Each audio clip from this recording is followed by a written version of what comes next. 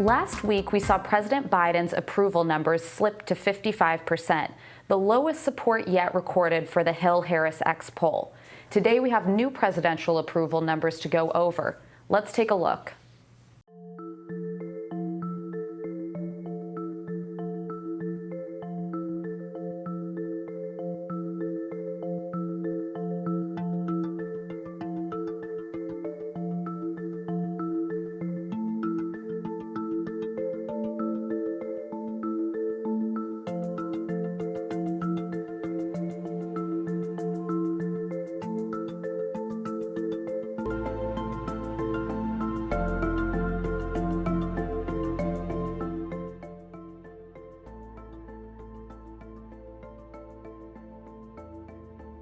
How serious was the corruption among the Afghanistan government to this mission failing there?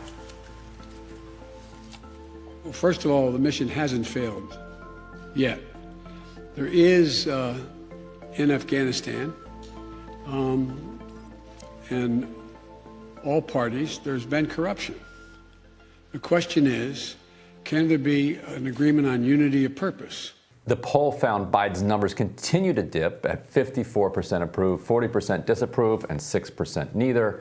While critics on Twitter called the events of this weekend Biden's Jimmy Carter moment, it's too early to tell how the fallout of the removal of U.S. troops from Afghanistan will affect Biden's job numbers in the weeks to come.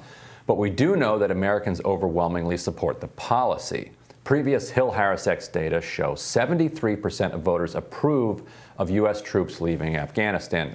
And so the dip that we're looking at is not significant, 55% to 44%, and that 1% moving over to neither approve nor disapprove rather than moving to disapprove. So he's still at the 40% disapproval.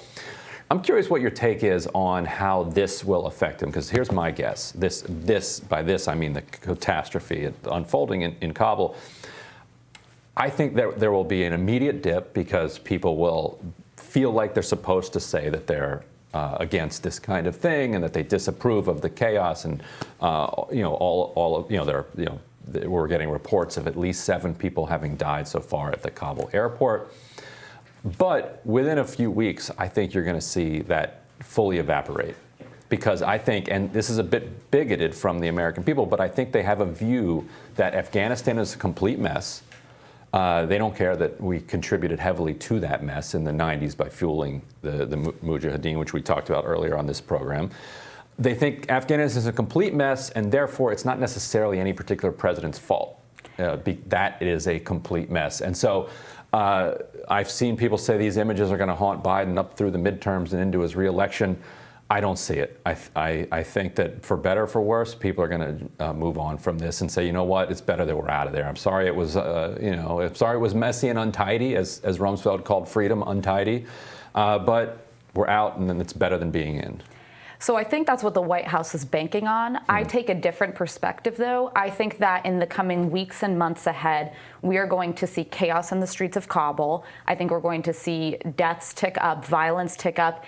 And keep in mind, it wasn't just the U.S. that had a presence there. It was a NATO coalition. So many of our ally countries are also evacuating personnel. You had mentioned, the Canadians are offering to house Afghan interpreters.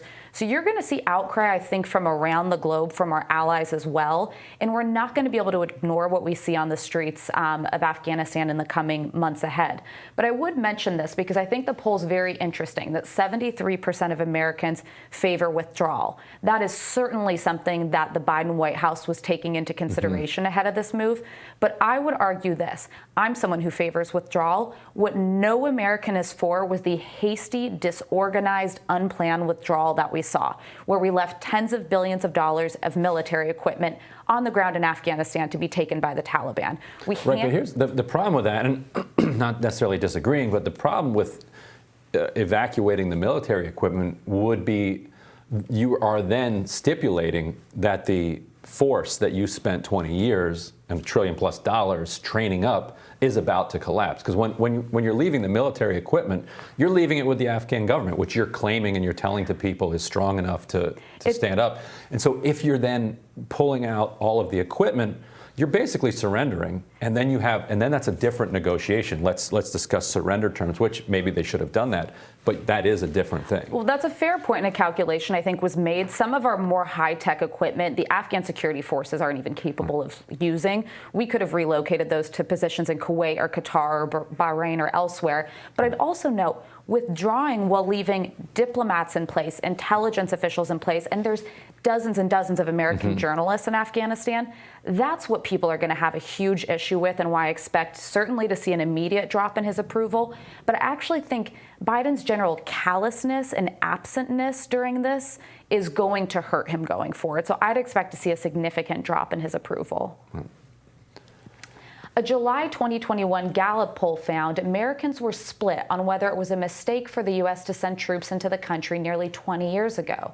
This is in contrast with previous Gallup research over the past 2 decades, which found Americans generally more positive than negative toward the effort there. In 2001, Gallup found 8 in 10 Americans supported a ground war in Afghanistan. Well, Ryan, we've obviously come a very long way since 2001. I imagine that Gallup poll was right in the aftermath of September 11th, and people they were out for blood. They wanted revenge. They wanted to see some kind of an action. But 20 years later, I mean, those numbers have shifted dramatically. Is that any surprise to you? It is interesting that you have that many people willing to say either that, A, they were wrong to say that we should have gone in 2001, or B, that other people were wrong, and that even in the wake of 9/11 with the Taliban shielding the Al-Qaeda at that time, that was wrong. I mean, that is a reflection of the intense hostility toward continuing this occupation. I think the one thing that the American people still don't, I think, know, it's public information, but it has not kind of penetrated the consciousness, is the way that the Taliban offered to surrender. As American troops were coming into the country, they collapsed, they dissolved.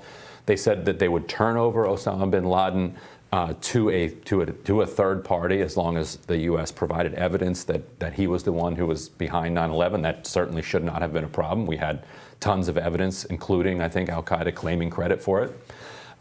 We rebuffed their offer of surrender, and we rebuffed their offer to turn over bin Laden. People forget that there were huge elements within the Taliban that were not at all happy to have Al-Qaeda and Osama bin Laden in their territory. This was an Afghan movement that wanted to take over and run Afghanistan. It was not a movement that had these kind of global aspirations that Saudi Arabia and Osama bin Laden had. And so if you added that piece of information to the current polling of people who say that half say that it was a mistake to get in, I think you'd see that number even surge that much higher. Well, and I think that the question with that, because it's an important piece in the 20-year history, is determining how credible that offer actually was from the Taliban and what turning over Osama bin Laden to a third party entails. Is it The Hague? Is it the United Nations? I don't know. I think there was such a significant appetite to bring him to justice, but you'll recall it took us another basically 10 years to actually get him. This is what's important, because I think, generations have grown up in this war and don't even necessarily understand the fundamentals of it. But our goal was to be able to stop it. George Bush stated this, President Obama did, Joe Biden, President Trump. It was to stop terrorism that could threaten the homeland. No one's really ever argued that the Taliban was a threat to the U.S. homeland. Right. It was Al-Qaeda that was. And Al-Qaeda still has significant remnants in Afghanistan. I suspect that they will be emboldened and empowered in this Taliban-led society. In fact, that's something that I think we'll have to be watching very closely. And I think that's the kind of terrifying side effect of this moment is, listen, it's tragic. We want to stand with women. We want to stand with our Afghan allies against the Taliban. But the real issue that we went in 20 years ago to deal with may be as ripe today as it was then. There's just no telling. Although I think the Taliban would rather stay in power than provide shelter for organizations that want to hit the United States. And I think knows that at this point, the American appetite to reinvade is quite minimal. And I don't think they want to give us any reason to come back in. The one thing I will be watching is those 5,000 forces that are being deployed to Afghanistan as part of the evacuation effort. How long do they stay? Right. think that's an open question now. Yeah, we'll see. We'll have more Rising for you right after this.